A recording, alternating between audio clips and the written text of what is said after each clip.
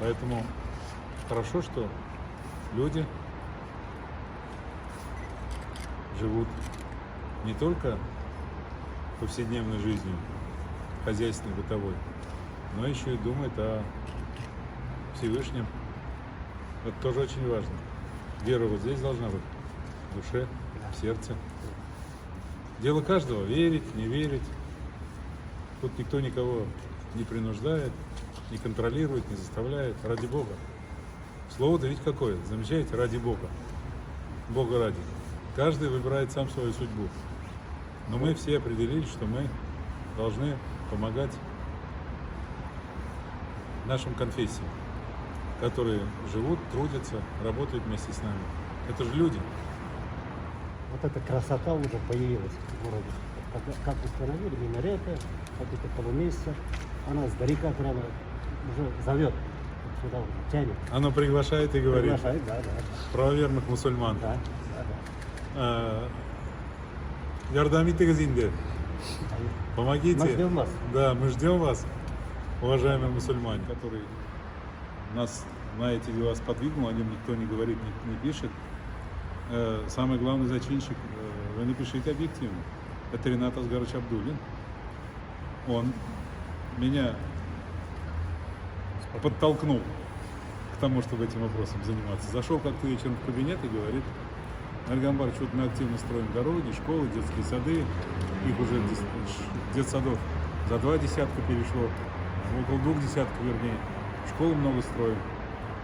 А вот объект, который рядом с мэрией, с исполкомом стоит, может быть, за него возьмемся? Я вам говорю: Ренат Асгарович, ты представляешь, сколько это стоит? Он говорит: представляю. Я, говорит, строитель. Я говорю: вот как строитель. Ты мне объяснил, он говорит: будем строить, есть предложение строить ресурсным методом. Учитывая, что 25 лет, начиная с 1992 года, а это было в 2017 году разговор у нас, он работал в то время руководителем исполкома, значит, 25 лет прошло. Поэтому я с опаской послушал его, но, несмотря на это, дал согласие, чтобы он начинал бы реализовывать этот проект. И здесь подключились наши строители, здесь подключилась компания «Темпо». Я уже в случае рассказывал вам, как бесплатно 320 тонн компания «Темпо» выделила арматуру, и через 2 или 3 месяца цена арматуры поднялась в 3 или 4 раза. И после этого руководство компании «Темпо» задумалось: есть же, оказывается, Всевышний. Когда все, что они привезли, окупилось лихвой. Поэтому в данном случае вывод такой: Всевышний все видит, Об этом и говорит. да, что вы потеряете. поддерживает всех тех, кто делает благие дела. Уверяю вас, это на самом деле так.